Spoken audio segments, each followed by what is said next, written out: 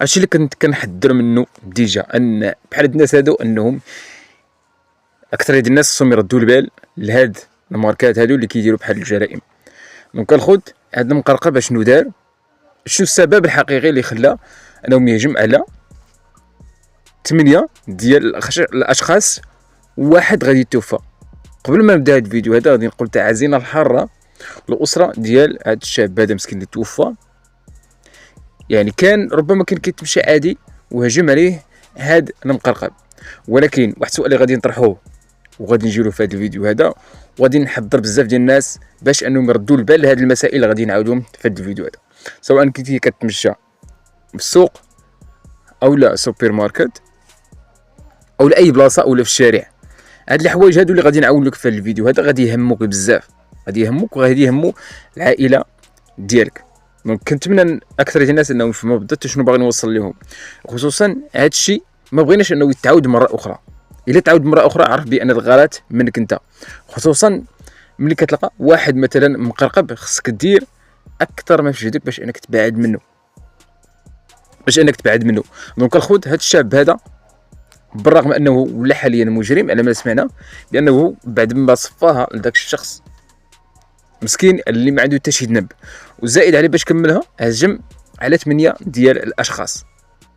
هجم على 8 ديال الاشخاص كيف ما كتسمعوا بان هاد الاخبار هذه داير واحد الجاليه كبيره بزاف عبر مواقع التواصل الاجتماعي، وكنشكروا الامن اللي دارت اكثر ما جهد باش ان تشد هاد المقرقب. ولكن القرقوبي واش عنده كيف ما كنقولوا مبرر؟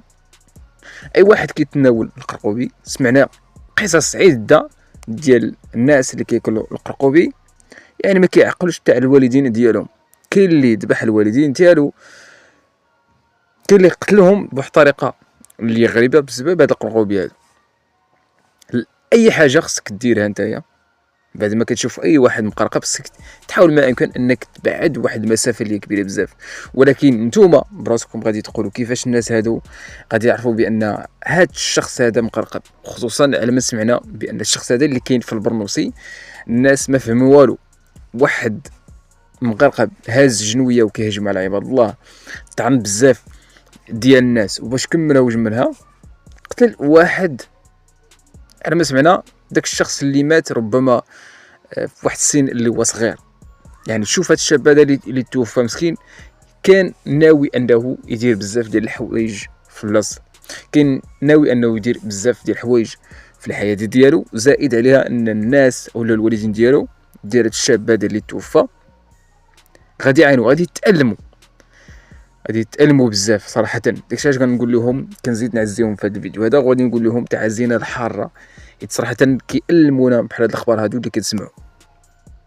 واللي كيهمنا ان خصها تكون تشديد على العقوبات على الناس هادو اللي كياكلوا القرقوبي وكيصفيوها لاي شخص. يعني القرقوبي ما عنده حتى شي كيف ما كنقولوا، ربما غادي نقولوا ما عنده حتى شي داخل، ولكن الانسان مسؤول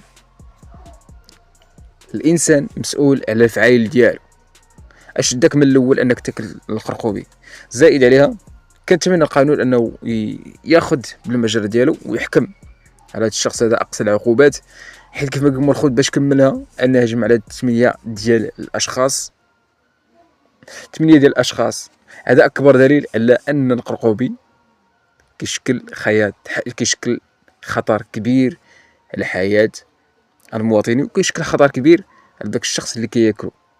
دونك من غير هاد الجرائم اللي دار كربما اي واحد كياكل القرقوبي غادي يمشي حتى هو غادي يتلح من شي سطاح او لا غادي تلقى شي طوموبيل. لحد الان سمعنا الاخبار هذه اللي كتروج، لما سمعنا بان 8 ديال الاشخاص اللي تعرضوا للضرب وواحد الشخص اللي توفى، وبلا ما ندويو على الحاله النفسيه ديال الناس المساكنه اللي تخلعوا، خصوصا الناس كيف ما كنسمعوا بان العيالات تا هما مساكنه كيكون فيهم واحد الخوف اللي كبير بزاف، خصوصا فما بالك الا شافوا واحد الشخص هجم عليهم. حنا سمعنا بان الاشخاص 8 ديال الاشخاص اللي هجم عليهم هاد المقرقب هذا، واش منهم عيالات واش منهم البنات اللي هجم عليهم ولا الرجال بوحدهم. وكنتمنى اي واحد غادي يسمع هذا الفيديو هذا انه يصحح ليا واش فعلا داخلين العيالات والرجال في هاد الجرائم هادو اللي دار هذا الشخص هذا اللي كيستحق انه يتحكم عليه باقصى العقوبات صراحه باش نكونوا واقعيين.